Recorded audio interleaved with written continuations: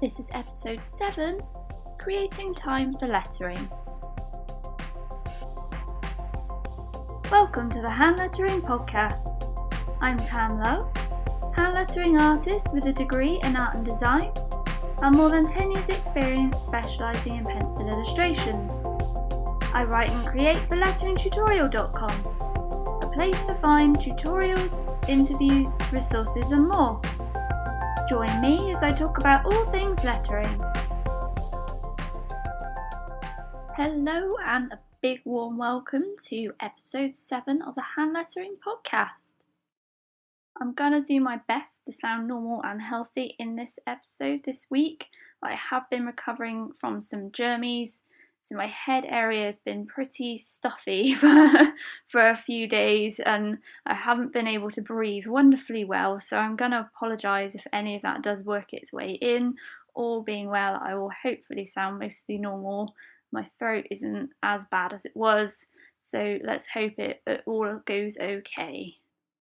I was inspired by two things in particular for making this week's podcast episode.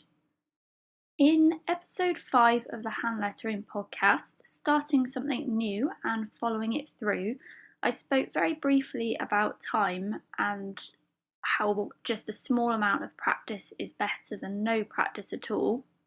And a lot of you fed back to me about how you could really relate to that episode. And I think you'll definitely be able to relate to this episode in a similar kind of way.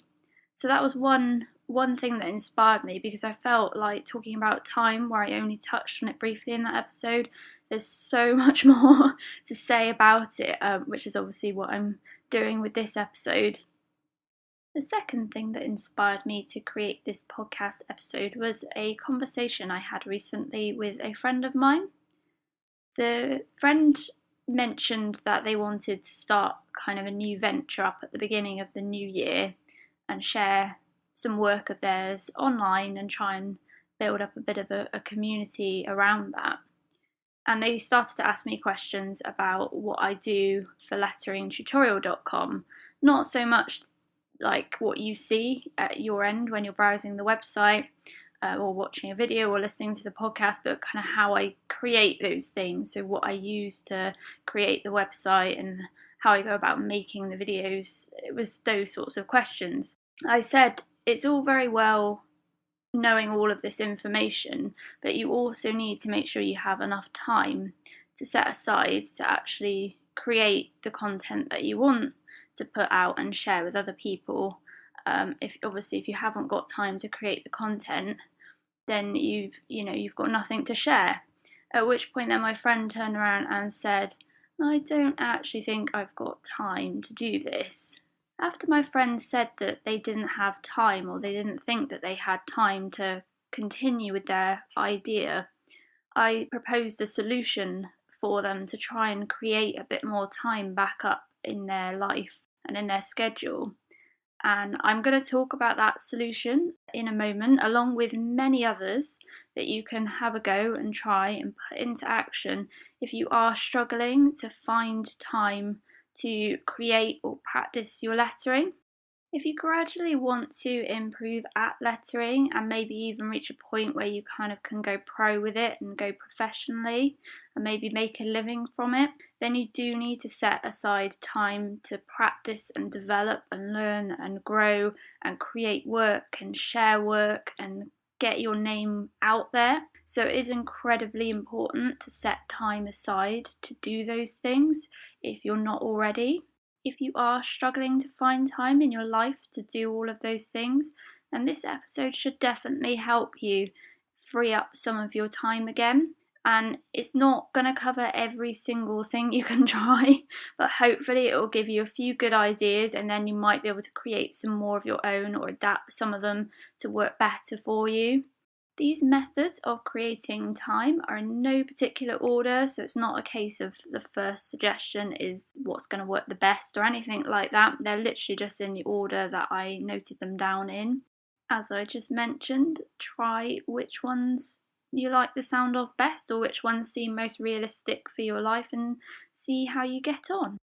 This is my first suggested method. Work on your lettering or practice your lettering whilst you watch TV rather than dedicate a couple of hours to television.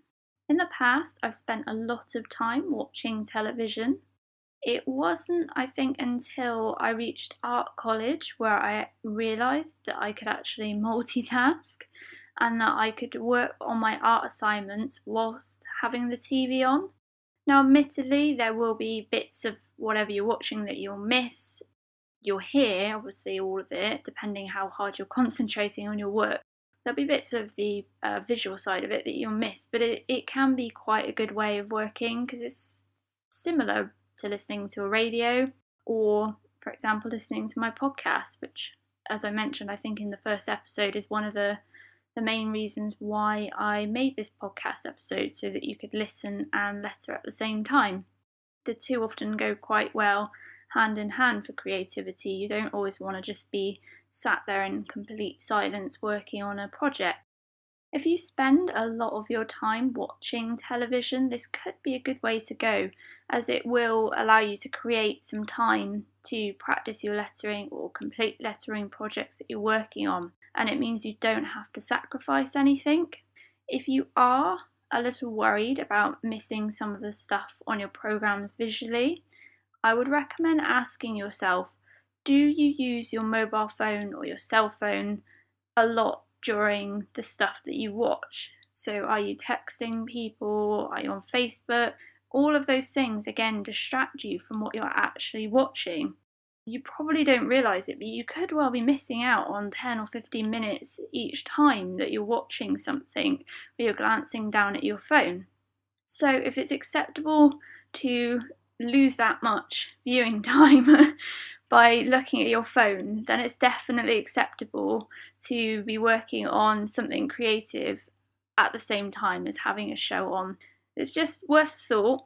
It could be a good way to go. Like I say, if you do spend a lot of time watching TV and you really don't want to, miss watching anything that you do have on usually. If you find that you really can't concentrate on your lettering work with a television on at the same time, and this is just an example, perhaps you watch 3 great TV shows that you're completely hooked on, maybe try and cut back to 2 that you're really hooked on.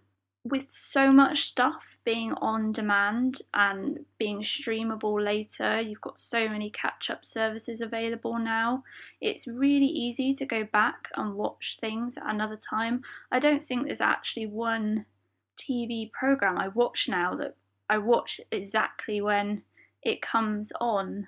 There's maybe one every so often, but more often than not, most of what I watch is on catch-up or on box sets with my TV subscription service, so I can pick and choose exactly when I want to watch it. So that's a potential option. You're not going to miss out in the long term if you sacrifice one of your shows that you watch and do a bit of lettering work, and then you can obviously fit it in at another time. Or as an alternative, and this was actually what I suggested to my friend when they said they don't have time to work on their idea and on their project that they wanted to put out into the world. I know for a fact that they watch a couple of episodes of a comedy TV series every night when they get home from work. And I said, instead of watching 2 episodes of that show, why don't you just watch 1 episode of that show each day and then use the time that you would have spent watching the second episode working on your idea?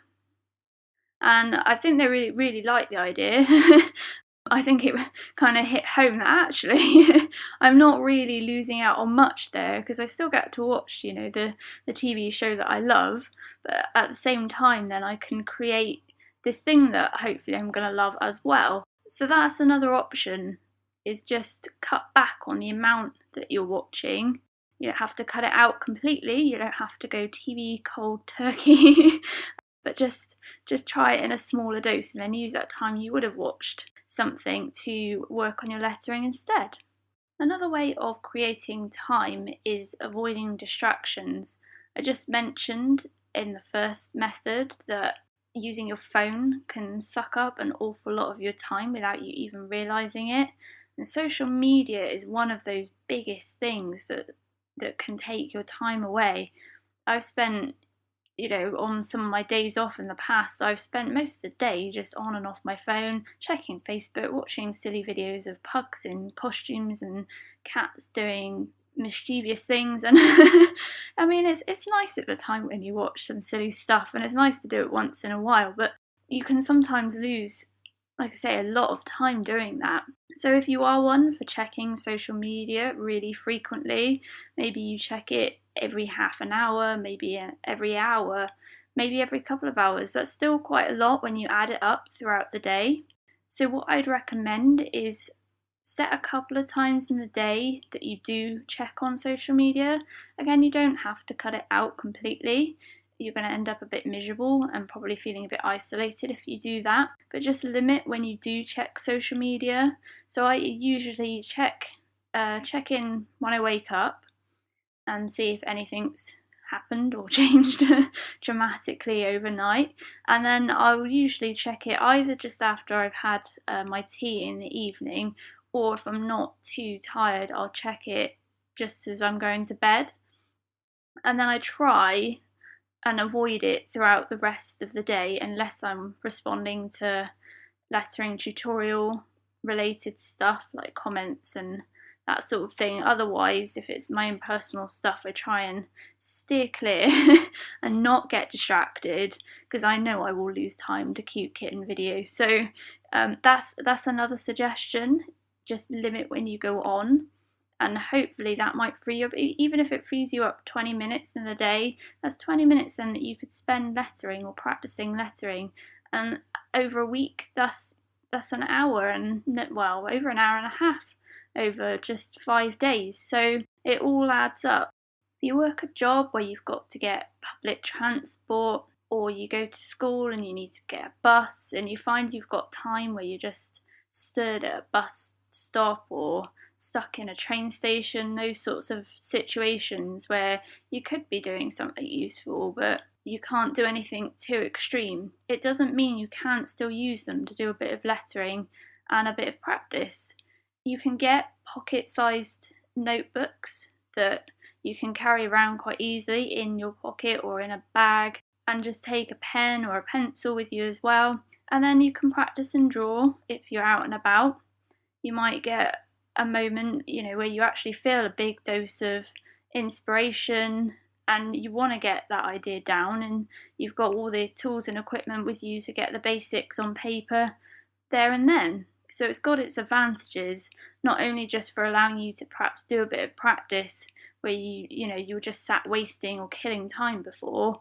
You can also catch those moments of inspiration when they happen.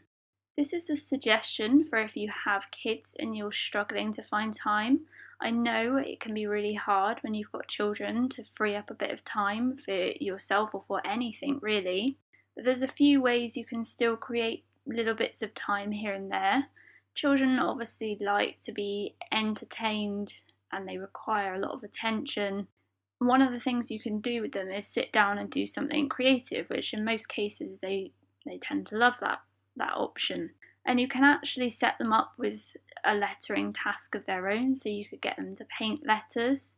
So not only is it constructive, but it's creative as well.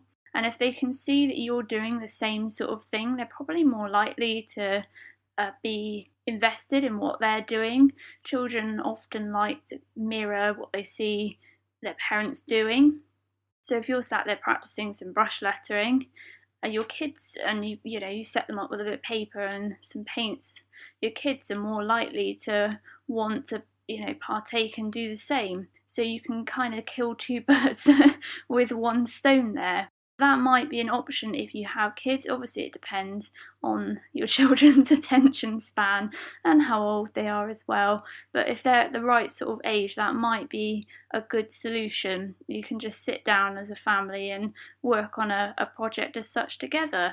You might even actually learn something from your kids, because they're not afraid to make mistakes in what they create, and they will experiment and challenge themselves in ways that we lose as we grow up. And it can sometimes actually be really quite incredible what children can create on paper and where their imaginations can go. This next method is probably one of the most obvious ones on the list, and you might have tried an element of it in the past already.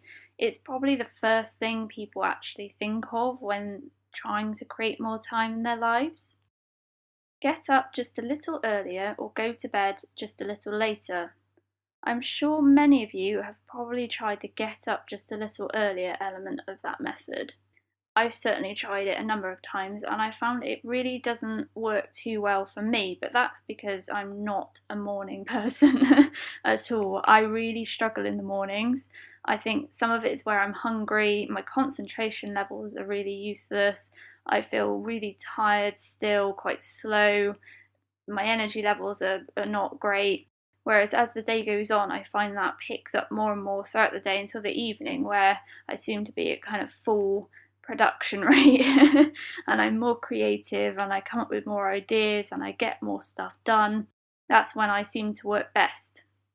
For you, you might be a morning person and getting up a little earlier might work really well for you in that case. Or you might be similar to me and you might find going to bed just a little later is the solution for you.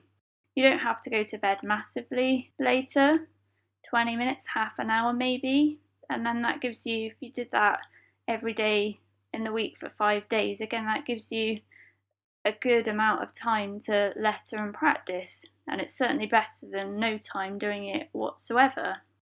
I think the thing to consider with this one is if a friend invited you to go and see a movie that you really wanted to see at the cinema and it had a late showing on, most of the time you probably wouldn't hesitate. You'd probably be like, oh yeah, sure, I want to see that movie. It's not going to hurt to stay up late one night in the week. Why not apply that mindset to doing your lettering work and lettering practice and your projects? Maybe just choose one night a week where you stay up that bit later again and work on your lettering. Maybe you stay up for, an hour and a half instead of 20 minutes or half an hour later. The same in the morning, you can do the same. You could choose one day in the week where you get up a couple of hours earlier than you normally would, get a good load of practice done, and then do the same again the following week. You don't have to do it over each day, you can just choose one day to do that on, but you'll be surprised the difference it can make in terms of freeing up your time. This next suggestion, if implemented well and you choose the right things to change and switch out, can make a huge difference, a really, really big difference. So I would recommend spending a little bit of time thinking about this one. Again, it might not be the right suggestion for you. Some of the other things that I've already talked about might work, or some of the things I'm still going to talk about might be better for you. But I'd certainly give this one some consideration. See if there's an activity you can switch out that can gain you back a bit of time. So what I mean by that is find something in your life that you don't cut out as such, you just see if you can do it differently. So an example would be maybe you drive 20 minutes to get to a supermarket and then perhaps you spend about an hour there doing your weekly shop and then you spend about another 20 minutes driving back again. Maybe instead of doing that, you could get some of your groceries delivered. You still obviously have to spend a bit of time putting your shopping list together online and then a little bit of time putting your groceries away again. But that's still probably going to buy you back a good 45 minutes to an hour, which you can then use for your lettering. So that can make a significant difference. There's many other things along those sorts of lines that you might be able to find alternatives for. Now, you're not looking for ways to be lazy as such, it's just a shortcut, I guess, that can buy you back a bit of time, but you don't want to obviously sacrifice things that are going to make you unhappy or affect your health or anything like that. So, if you actually quite enjoy going around the shop and wandering about, maybe you walk to the shops, even maybe you don't drive to the shops, and by ordering online you're going to cut out half your exercise for the week, then look at perhaps a different thing in your life that you could maybe switch out for something else. So you don't want to do things that are going to affect your health or well-being to a huge extent. It's just finding things that can make your life a bit easier and bring you back in a bit more time again. You might not like the sound of this next method so much, but I'm hoping once you listen to it and actually think about it, you realise it does make a little bit of sense. Maybe you go out often and see your friends. You don't have to sacrifice seeing them all the time, but perhaps choose one night a week in which you work or practice, and always keep that clear of plans. You don't want to obviously flake out on people. You don't want to make plans with your friends and then think, oh, actually, I'm supposed to be doing some lettering tonight, and then cancel at the last minute. That's more likely to hurt your friends' feelings, and then they're less likely to support you in what you're trying to do and what you're trying to achieve. What I'd recommend doing is explain that you're trying to learn a new skill or that you're trying to better yourself, and that you need to set some time aside each week to work or practice. And if you set that expectation as early on as possible, that maybe you're not available every Tuesday each week, then they're more likely to understand and support you. Many will actually turn around and probably say, I wish I could learn something new, I wish I could do what you're doing. And you never know, you might even end up with a new lettering buddy if you talk to your friends and say, actually, I'm trying to learn lettering. I'm going to try and keep every Tuesday free to work on some lettering projects. They might want to see what you actually do. Your friends, can still come over and spend time with you even when you're working or practicing, if you're comfortable enough with doing both at the same time, holding conversation and creating at the same time, so you don't have to exclude them entirely. And like I say, you don't have to never see your friends again. But social relationships can use a lot of your time up. And if you're quite an active person that sees a lot of their friends on a regular basis, then maybe you need to think about that a little bit more and think, maybe I can balance this a little better and spend a bit of my time creating and doing lettering and a bit of time seeing friends, not all of my time seeing friends and none of my time doing lettering or creating. I'm very guilty at losing time when I'm carrying out different tasks. I procrastinate frequently. I get distracted and have a 5-minute conversation with my dog. I am human. But what I found worked best for me in that situation and under those circumstances is to actually set myself a realistic timer. So doing things like housework, cleaning, it's really not very interesting. Some of you might enjoy it. I don't particularly enjoy that element of cleaning. I get a bit fed up and I get quite fidgety and I just want to be getting on with other stuff, mostly on with creating and things, and I just get really frustrated by the task that I am having to focus my attention on. So what I find helps is setting a timer. So for example, maybe I'm cleaning the kitchen, I set a timer for an hour and then I've got to try and do my best to get it done in that time. And if you break up your activities like that and set a timer for each one, you'll hopefully find that you actually free yourself up a bit of time that way. Whereas if I'd set no timer and I just said, right, I need to clean the kitchen, it would probably end up taking me over an hour, where I'd end up stopping halfway through. I'd probably end up making myself a cup of tea, again chatting to the dog, maybe checking Facebook, then I'd probably go back to it and I'd lose time in between and it would just take me longer in general if I don't feel like I've got to finish it in that time frame. So it can work quite well psychologically in getting you to get a task done a bit quicker. If you find that you do that for a few days and you set realistic timers and that you still haven't managed to create much more free time from doing that, it's a good idea to challenge yourself. So I've started doing that too, where originally I set a timer to clean the kitchen an hour and then I tried to beat that time. So I'd say set like a 55-minute timer and got it down now. Usually it only takes me about half an hour realistically. So it can be done a lot quicker. You obviously don't want to, again, take shortcuts in certain things that you do that are going to jeopardize anything. So with things like driving in particular, don't drive faster just to beat a certain time for a task. Don't take risks in certain areas that you shouldn't, but in things like housework or vacuuming or those sorts of things that they don't have a knock-on effect on other things, see if you can speed it up a little bit and make some time back. And you should find, if you challenge yourself like that for a week or so, you do create a bit more free time for yourself that you can then do your lettering and practice in.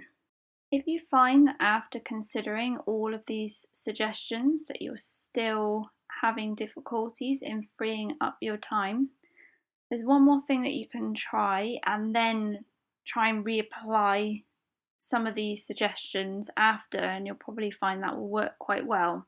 So if you're struggling to free up time, keep a journal for a couple of weeks on what you did, at what times, and for how long. You want to include things like when you woke up and went to bed. And then over a week or two, you should start to notice a pattern.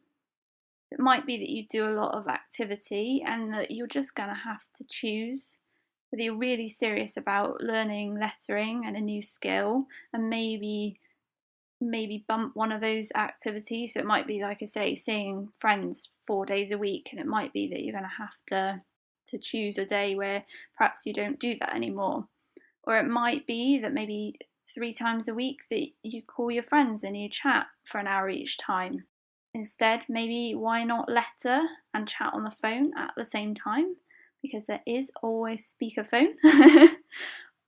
Or maybe chat for half an hour each time instead of an hour. There's so many different things you can do, but if you're struggling to realise the areas of your life that you can make changes in to begin with, I do recommend keeping a journal for a couple of weeks just to monitor what you're doing. It'll only take a few seconds each time to just jot down: woke up, had a cup of tea, ate breakfast, stood at bus stop for half an hour, caught bus to work, went to work, had my lunch break, back to work, caught the bus home again, watched 3 shows, had my tea, went on my computer, played a video game, went to bed, or whatever your day looks like. Just do that, and each time how long you're spending, and I'm sure you will be able to find areas that you can change and free up some time in eventually by analysing what you're doing and when, and where you can make changes. Sometimes it will just be a case of choosing, and if you're really invested, you'll know that you're doing the right thing.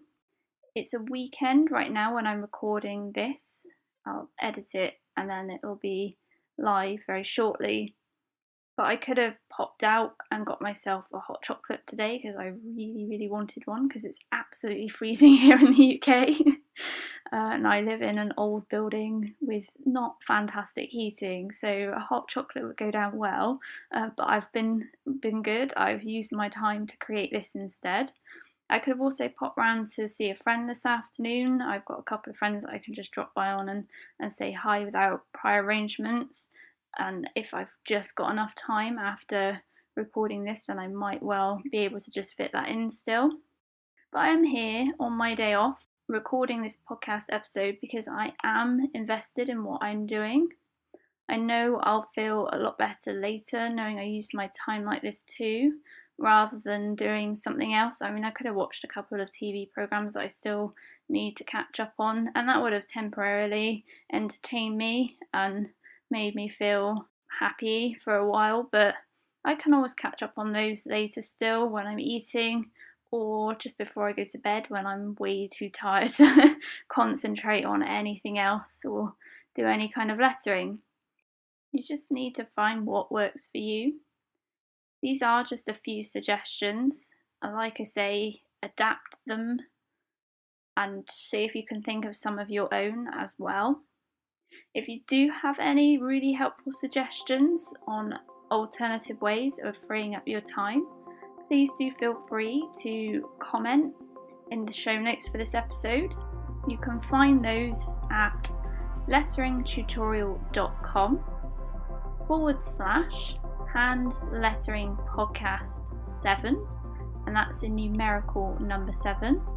If you've used any of these suggestions before, because I'm sure you probably have heard of a couple of them before, again, let me know in the comments what worked really well for you, what you tried and didn't get on with. Please feel free to share your thoughts. In next week's episode, I will be answering your lettering related questions again. So if you want to know anything about hand lettering, brush lettering, calligraphy, whatever it is from the lettering world, feel free to ask me. You can send your questions to ask@letteringtutorial.com, or if you head on to letteringtutorial.com and click on the About page, you can find the email address at the bottom of there as well. Feel free to send as many as you like. I can't guarantee I'll get them into next week's episode because I work a little bit ahead with recording these, but I will definitely get them featured in a future episode and do my best to answer them. Thank you so much for listening. It means a lot to me to know that you're listening in and following along each week now with this podcast series. If you have enjoyed this episode, could I please ask that you leave an honest review in either iTunes or Stitcher? That way it will help other people to find the podcast series, as well as help me to shape future episodes. So it's a win-win for everybody, really. Thank you so much, and I will see you back here again next week for another episode. Bye for now.